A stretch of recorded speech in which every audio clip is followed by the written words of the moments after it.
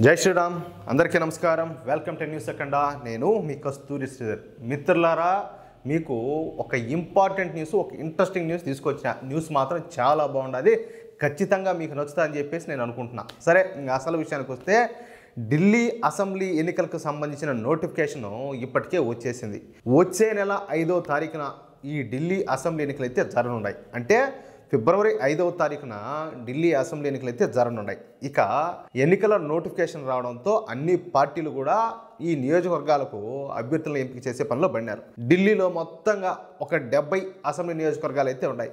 ఇప్పటికే 60 అసెంబ్లీ స్థానాలను ప్రకటించినటువంటి భారతీయ జనతా పార్టీ ఇక చివరి లిస్టును కూడా విడుదల చేయనున్నది.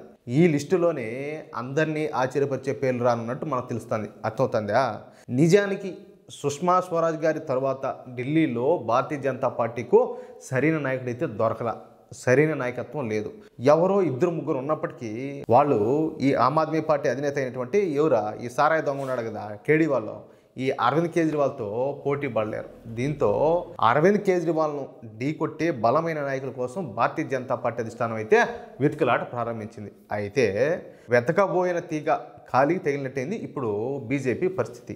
అరవింద్ కేజ్రీవాల్ కన్నా బలమైన నాయకురాలు ఇప్పుడు బీజేపీకి దొరికిపోయింది. ఎవరు తెలుసామా? ఆమె స్మృతి ఇరానీ. పేదరికంలో జన్మించినటువంటి స్మృతి ఇరానీ గారు మొదట ఒక 5 స్టార్ హోటల్లో పనిచేసింది. అర్థమవుతుందా? అది కూడా ఒక చిన్న జాబ్ అనమాట. అలా జీవితం ప్రారంభించినటువంటి స్మృతి ఇరానీ గారు తర్వాత అంచెలంచెలుగా పైకి ఎదిగి కేంద్ర మంత్రి స్థాయికి ఎదిగినారు. మంచి టాలెంటెడ్ పర్సన్. మీకు తెలుసో తెలీదో, ఆవిడ మాట్లాడుతూ ఉంటే అంత అద్భుతంగా ఉంటుంది, అంత ఇంట్రెస్టింగ్గా మాట్లాడతారు. చరిత్రను అయితే అవపోసన పట్టేట్టు మాట్లాడతారు అనమాట, మామూలు మాట్లాడదు. నరేంద్ర మోడీ గారి క్యాబినెట్లో 2 సార్లు స్మృతి ఇరానీ కేంద్ర మంత్రిగా బాధ్యతలు అయితే చేపట్టినారు. అయితే దురదృష్టవశాత్తు గత సంవత్సరం జరిగినటువంటి పార్లమెంట్ ఎన్నికల్లో అమేథీ నుండి స్మృతి ఇరానీ ఓడిపోయినారు. అర్థమవుతుందా? మనోళ్ళు ఎట్టేటోళ్ళు అంటే ఎంతసేపటికి ఈ ఉచితాలు తోటకూర తప్పితే ఎవరు సమర్థవంతమైన నాయకులు, వాళ్ళకి ఎవరికి మనం ఓట్లేస్తే మనకు మంచి జరుగుతుంది అనేది చాలా మందిలో ఆలోచన ఉండదు.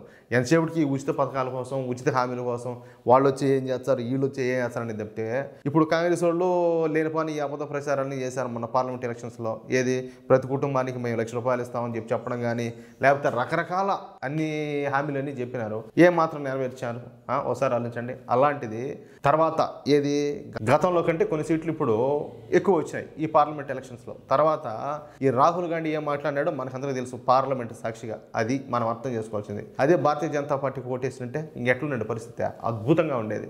కానీ ఇప్పుడు వచ్చిన నష్టమేలా. కానీ మిత్రపక్షాల సాయంతో ఇప్పుడైతే ఎట్లా తిరిగి మళ్ళీ 3వసారి నరేంద్ర మోడీ ప్రభుత్వం అయితే అధికారంలోకి వచ్చింది. నరేంద్ర మోడీ గారే ప్రధానమంత్రిగా ఉన్నారు. మునుపటి కంటే ఇంకా వేగంగా, ఇంకా దూకుడుగా పనిచేస్తూ ఉన్నారు. వచ్చిన నష్టమేంలే. కానీ మనం సెలెక్ట్ చేసుకోవాల్సినటువంటి పార్టీ కావచ్చు, సెలెక్ట్ చేసుకోవాల్సినటువంటి నాయకులు కావచ్చు, కరెక్ట్ పర్సన్ ఉండాలనేది నా ఉద్దేశం అనమాట. అర్థమవుతుందా? ఇక ఇప్పుడు ఈ ఢిల్లీ అసెంబ్లీ ఎన్నికలు వచ్చేసినాయి. దీంతో సరైన ముఖ్యమంత్రి అభ్యర్థి కొరకు ఒక పక్క ఈ బీజేపీ, మరొక పక్క ఆర్ఎస్ఎస్ను జల్లెడు పడతా ఉంటే వాళ్లకు స్మృతి ఇరానీ గారు పేరైతే వినపడింది. స్మృతి ఇరానీ గారికి ఫైర్ బ్రాండ్ అనే పేరు ఉండాలి. కష్టపడి పైకి వచ్చినటువంటి చరిత్ర ఉన్నది. అవినీతి మరకలు అనేవి ఏ మాత్రం వెతుక్కున్నా కూడా లేవు. పైగా స్మృతి ఇరానీ ఒక కట్టర్ హిందూ కూడా. దీంతో ఢిల్లీ ఎన్నికల్లో ముఖ్యమంత్రి అభ్యర్థిగా స్మృతి ఇరానీ పేరును భారతీయ జనతా పార్టీ అయితే ఖరారు చేసినట్టు తెలుస్తుంది.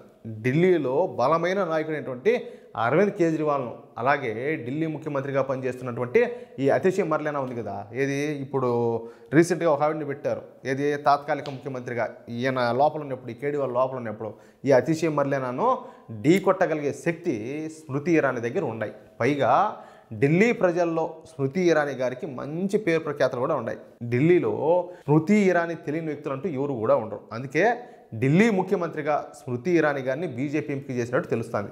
ఢిల్లీలోని గ్రేటర్ కైలాష్ అసెంబ్లీ సీట్ను స్మృతి ఇరానీ గారికి కేటాయించనున్నట్టు మనకైతే సమాచారం వస్తుంది. ఇక ఈ మధ్యలో బీజేపీ అధిష్టానం మరేదైనా నిర్ణయం తీసుకోకపోయినట్టయితే ఇక ఢిల్లీ బీజేపీ అభ్యర్థిగా స్మృతి ఇరానీ పేరునే ఖరారు చేసే అవకాశం అయితే ఉండదు. ఇక ఏం జరుగుతుందో మరో 2-3 రోజులు అయితే తెలియ ఉండదు. అది మొత్తానికి మ్యాటరా.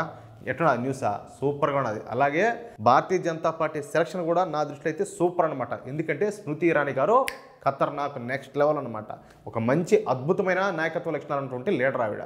కాబట్టి ఈ విషయంలో, ఈ నిర్ణయంలో నేను కూడా ఖచ్చితంగా భారతీయ జనతా పార్టీ నిర్ణయానికి అయితే నేను నోటేస్తున్నా. సరే, మీకు ఈ న్యూస్ నచ్చినట్లయితే అదేవిధంగా మిత్రులారా ప్రతి ఒక్కరూ ఈ న్యూస్ నలుగురికి షేర్ చేయండి. మీ యొక్క అమూల్యమైన అభిప్రాయాన్ని కామెంట్ చేయండి. ప్లీజ్ మన ఛానల్ సబ్స్క్రైబ్ చేసుకోండి. ప్లీజ్ సపోర్ట్ చేయండి. జై శ్రీరామ్.